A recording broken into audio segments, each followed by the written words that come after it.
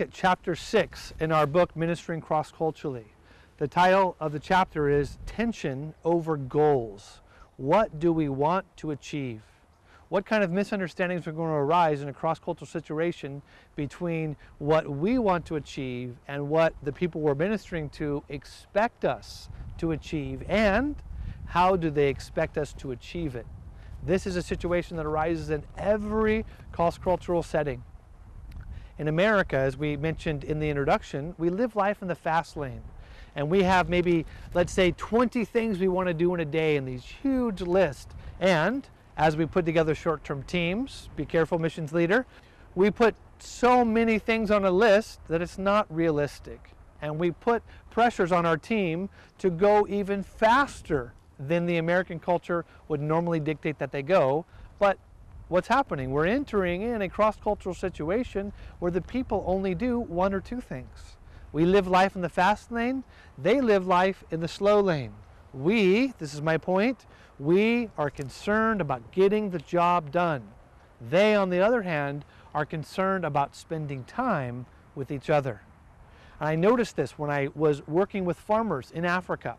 They would hire huge groups of people to hoe up a field and to turn up the dirt and to plant the corn. And then when the rain came and the corn began to grow, they would hire huge groups of people to harvest it. As I sat back and tried to understand this culture and I looked at the situation, I thought to myself, now why would you hire 20 guys to work at a snail's pace, slowly, all day long, spending half their time talking to each other to harvest a field that one man working an 8-hour day could harvest by himself in, a week or so of time? And then I thought, if I was in America, what would this look like? In America, we would have built a machine that we could have done this by ourselves with our own machine in our own time in our own way, and we could have totally controlled it. Why? Because we are concerned about getting the job done. They are concerned with spending time with each other and getting the job done in a leisurely pace. Weather has a lot to do with this. All of our cultures that are colder climates, North America, Europe, Russia, are cultures that work fast and work hard, because if we don't plan ahead and we don't get things done on time, the winter will come and we'll be without. It is a life and death situation. While in a lot of the places that we go do missions, it's not that way. It's a humid climate. It's a warm, moist, tropic type climate where there is no winter. There is no urgent need. And so that interaction with weather causes them or allows them to take their life slowly. And I thought to myself, if I wasn't born in America, what would I be like? And I realized if I was born with my Africans, I would be just like them. And I would have no problem with 30 people plowing or harvesting a field. I would spend time with each other. Now the question I have to ask myself as a cross-cultural missionary, as a messenger of God, is what does God choose as a priority? The task or the people? What did Jesus do? We spoke of it before.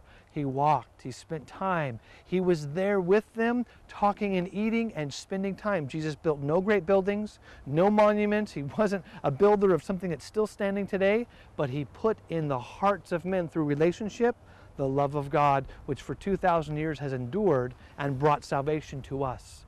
I need, as a born-again believer, say, Lord, my culture is the way it is because of weather and other factors, but I need to become more like them and be more concerned with each other than the task. Now, who struggles with this the most?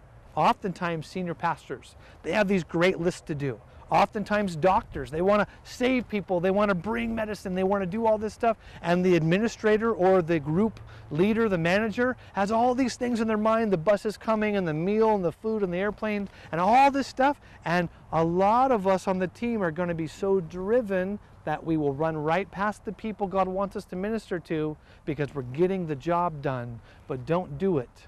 Don't do it. Take time with the people. Now, I learned this because in my area of Africa there were malnourished children. There was a starvation issue and kids were dying because of lack of nourishment.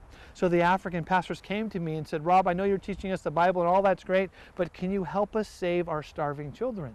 So what did I do as an American? I kicked into high gear and I said, we've got to raise money. I got on the phone, I did emails, I went to the capital city, I communicated with the people in America. They sent money so that we could start a malnourishment center and save the lives of these starving kids. Well, to do that in an African context is not easy. It takes a day just to get to the city. It takes days in the city to get the supplies and to wait for the responses and the bank transfers, and then days to get back. For weeks I was gone, and the African said, Rob, where are you? Why are you running around? Why are you acting like a mzungu? Remember the guy that runs in circles? Why don't you spend time with us? And I said, wait, I don't understand. You wanted me to help you. You wanted me to save your children. And now that I'm doing it and kids are being saved from starvation and the other missionaries were there, it was a group effort. Now that this is taking place, you're angry with me? And they said, yeah, it's like you don't even care about us anymore. I was astounded. I had to go back to my house and say, Lord, give me wisdom. Take off my cultural blinders. What's going on here? Allow me, Lord, to be like them and at the same time help them. So never allow your schedule, never allow your pace of life to run right past them, or in other cases, run right over them to get the job done. Allow God to change you as you are ministering to them and changing them. Slow it down and let's say, what is our goal? It's not the task. It's not the big picture. Our goal is the person right in front of me. Spend time as Jesus did, talking, eating, and fellowshipping. And as you're doing that, you will see new opportunities and the community will come around you, and together you and the cross-cultural community will save the lives of many, not only eternally, but also momentarily by, medicine and other stuff. Spend time with people. It's hard to balance, but God's going to give you wisdom, I guarantee it. So God bless you, and don't allow that cultural issue to break you.